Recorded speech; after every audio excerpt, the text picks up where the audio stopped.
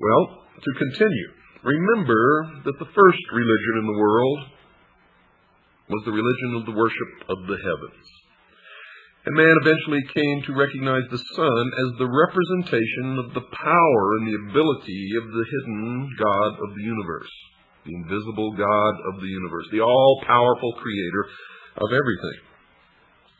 But man, as he gained his intellectual ability, began to look toward himself, toward the intellect, as that God and the sun, the representation of what used to be the invisible God of the universe, then became the representation of the intellect, the light, Lucifer.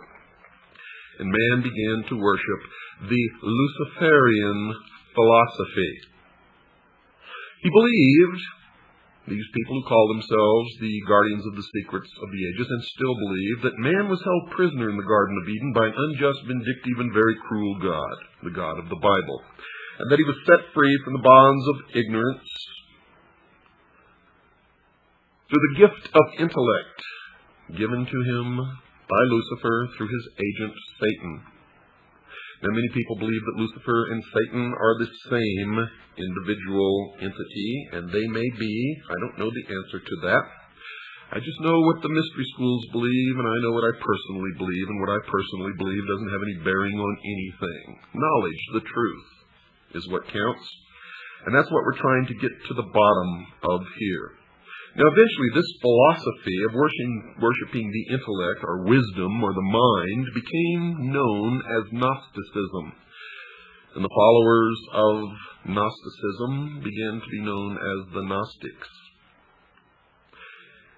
An extraordinary number, folks, of exceedingly bizarre talismans and inscribed stones bear witness to the power of the secret Gnostic organizations, which flourished in various forms during the few centuries immediately before and after the rise of Christianity in the Middle East. You see, one of the oddest emblems of these schools was the figure of Abraxas. Now, that's a human body clothed in a Roman soldier's garb, wielding a battle axe as if threatening an enemy. Now, in its left hand, it carried an elliptical shield upon which the words of power Iao and Sabaoth were sometimes written. The head of this fearsome being was that of a cock with open beak. Now, that symbolized the rising of the morning sun, because the cock crows with the sunrise. For legs, it had twin serpents. The serpent, throughout history, has always been a symbol for wisdom, the gift of intellect, coiling to either side. Underneath the figure sometimes lay a conventionalized thunderbolt. Now, who was Abraxas? His name, in accordance with Kabbalistic computation, is decoded to mean 365. Isn't it absolutely incredible that every single time we investigate one of these, it leads directly to the sun? For 365 days are the number of days in the year, or the exact number of days that it takes the earth to make one revolution around the sun. Amazing. There was no god or idol belonging to the society, and this is where man made the transition from worshiping a god to worshiping the mind.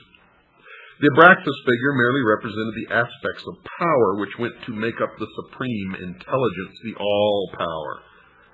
The body was man himself. The bird stood for intelligence and the hailing of light, illumination, which is the cock's habit at dawn. The tunic represented the need for struggle or revolution, socialism. The arms, the protection and power given by the dedication to the gnosis, or knowledge.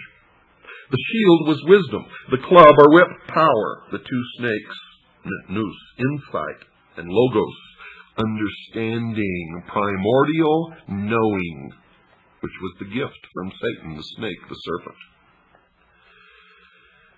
By means of this diagram, Gnostic teachers inculcated the theory that man comes to his full power by developing certain facets of his mind. He must struggle to arrive at gnosis. But this knowledge is of the mystical kind and is not the mere collection of facts. You see, great stress was laid upon personal mystical experience. to and through which the initiate was guided under conditions of great secrecy. The Gnostics did not confine their studies or their teachings to any one religion, but borrowed illustrations from all that were accessible to them. This caused them to be considered Christians, heretics, Jews who were trying to undermine Christianity, remnants of the Persian sun worshippers. They have been widely studied by early Christian sages, and it is upon the opinions of these latter that many conclusions have been formed. Little or no investigation of these, quote, people of wisdom, unquote, has been done by research workers on the spot in Asia and North Africa, where strong and interesting traces of their beliefs and practices still remain. The main teaching states that there is a supreme being or power which is invisible and has no perceptible form. It is pantheism. This power is the one which can be contacted by mankind, and it is through it that man can control himself and work out his destiny. The various religious teachers through the ages, putting their creeds in many different ways, were in contact with this power they claim, and the religions all contain a more or less hidden kernel of initiation. Now, this is the secret which the knowers can communicate to their disciples. But the secret can be acquired only through exercising the mind and body until the terrestrial man is so refined as to be able to become a vehicle for the use of this power, or, in their terms, illumined. Eventually, the initiate becomes identified with the power, and in the end he attains his true destiny as purified personality, infinitely superior to the rest of unenlightened mankind, to the state of apotheosis, where he himself is God.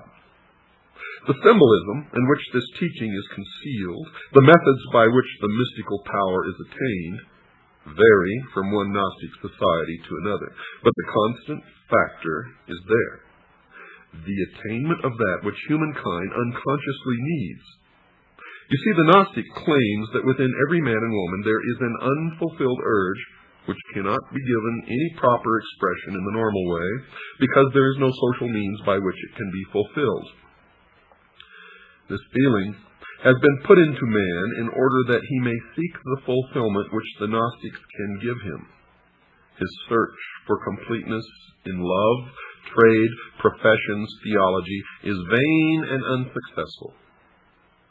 The theories of the various schools, folks, of Gnosticism with which the Christian clerics came into contact are very much secondary to the rituals and practices which are used to produce the gnosis, the enlightenment, the illumination. This has not been fully understood by too many people who devote much space in trying to work out the beliefs of the knowers by a perusal of their writings or by reports which have been given them by others. Simply, folks, because they do not understand the symbolism. It is not clear to them. It is veiled. It is the esoteric wisdom. What were and are the Gnostic practices? Well, first, discipleship, and the inculcated belief that the initiate must struggle, must devote himself as much as possible to the identification with the power which inspires all. Secondly, there are two kinds of men: those who are bound to the earth and to matter, and those who can refine themselves. It is from the latter class that aspirants are chosen. They claim. In every instance that we've investigated, they may choose them from the latter class, but they all end up in the first. Thirdly, the methods by which the divine illumination may come are many and varied, and it is the province of the teacher to choose which path he will give to his disciple to follow. Some Gnostics believe that frenzy and excitement would produce the necessary liberation of the mind from the fetters of the body. Remember the Sphinx? Others consider that this could be done best by fasting and meditation. Present-day Gnostic practice in the East has it that different methods suit different temperaments. And this could be one cause for the historical confusion as to which branch of heretics practiced what. The Gnostics believed themselves to be intellectual aristocrats. Their knowledge was only for the few who were ready to receive it, and that's why they do not recruit. You must knock at the door, and you and only you know when you're ready to receive it. And this is what made them a secret cult, not the fear of persecution. They had their own passwords and shaking hands. They tickled the palm as an identification signal, and they helped one another in every conceivable way, just as Freemasons do today. For they are one and the same, as they have always been one and the same with all the different versions of the mystery throughout the ages. Now, some say that they could not be called pantheists because they considered that the doctrine was secondary to the experience of religion, and the theologians and ordinary priesthood of any religion did not approve of that. They were not, in fact, a religion like most others, because they stressed the importance of the individual before that of the community. Those who were more enlightened were more important in every possible way because they were valuable, refined aristocrats. At the same time, they taught that providing the well-being of the Gnostics was assured. So was that of the community at large. And this meant that they could subscribe to the outward doctrines of any religion and could continue to operate under many different political religious systems. Gnosticism profoundly influenced men's minds, even in Europe, up to and after the Middle Ages, and its basic way of thinking is probably an underlying factor in other secret societies whose members would be surprised to know it, because the pyramidal organizational structure of the membership of these organizations means that nobody below the top, the very top, really knows anything of the true religion and goals of the society to which they belong. And so these people could truly be said to be the greatest group of followers and fools in the history of the world. For they think that they are illumined, but in fact, they are never given any real secrets, and only those at the top truly know what is really going on. Terrible obscenities and other crimes have been laid at the door of the Gnostics by the early ecclesiastical writers. Although there is little doubt that some of them did believe in mass ecstasy, it seems unlikely that their secrets were well enough known to enable the commentators to assess them.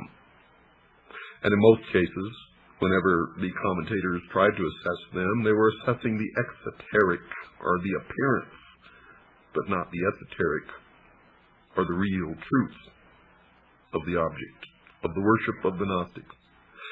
The belief that certain special men could control their destiny and obtain extra powers through dedication to Gnostic practices meant that inevitably there was a belief in magic. Remember on previous shows we discussed that belief in magic? Magic is real, folks. I have seen it work. It is not to be played with or laughed at or scoffed about. It is dangerous, extremely dangerous. The myriad Gnostic gems, or inscribed stones decorated with serpents, Kabbalistic names, and the rest, are more likely to be proofs of initiation and talismans than mere identification tokens presented to ensure admission to meetings, as some authors have thought. The reason for supposing this is that, one, the gems are very similar in many respects to talismans in use by other communities, including the Egyptians, and two, they can often be interpreted as containing magical messages or diagrammatical invocations.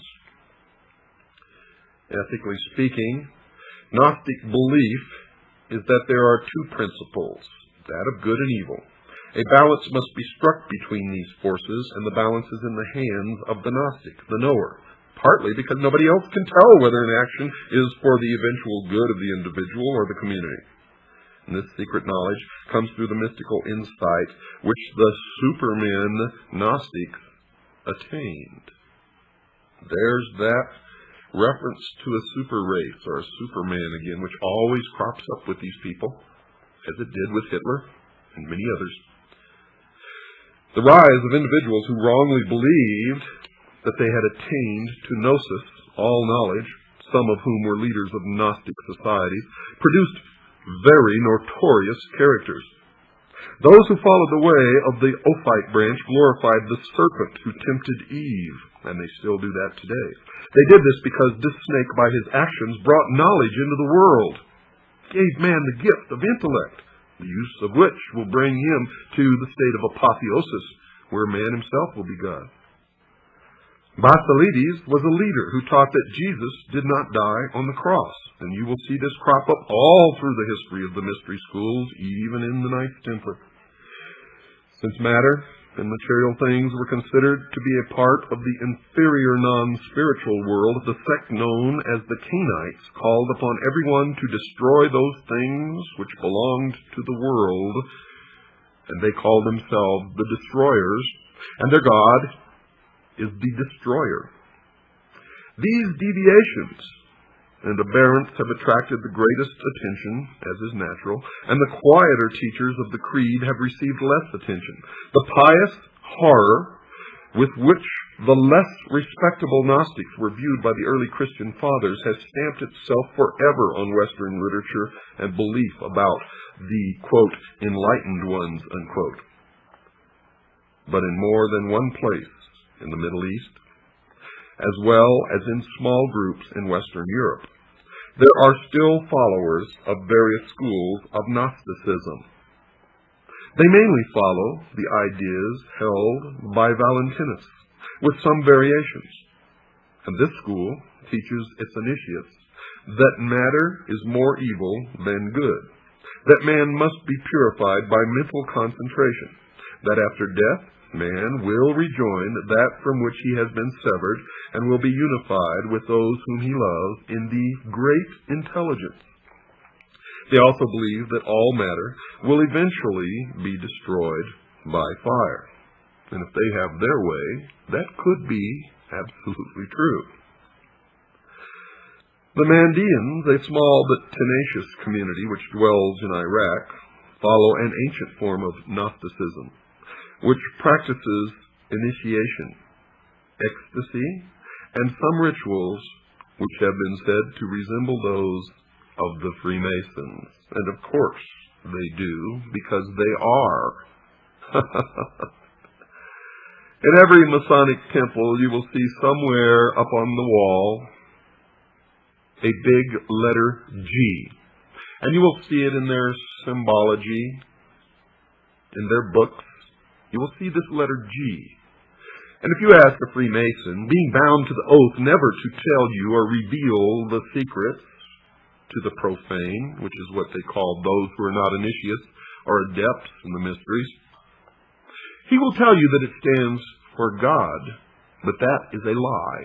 It does not stand for God, for I have researched it deeply all the way up the ladder of the stages of initiation. And at the top, those adepts known as the priesthood know this large letter G to represent Gnosticism. And it is an admission that they are indeed the recipients of the ancient Gnostic. They are Gnostics, and they are looking to attain the Gnosis,